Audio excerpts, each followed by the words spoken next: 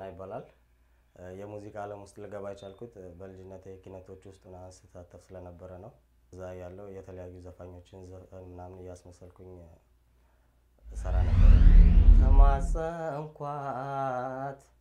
ጸናው ደጄ ባስለምናት ባማላጄ ይቅር በቃን ያለችኝ አለው ብላ ተለየችኝ ጉድ ሰራችኝ አዬ ጉድ ሰራችኝ ዋይ ዋይ ጉድ ሰራችኝ አንቺን ያለ እንጂ ያባከነኝ ነፍሴ አላስም ነበረ እኔማ ለራሴ ኪዳናችን ሰምሮ ብዙ አይተን በፍቅር አበባው ፍቅራችን ተቀጨ በጅምር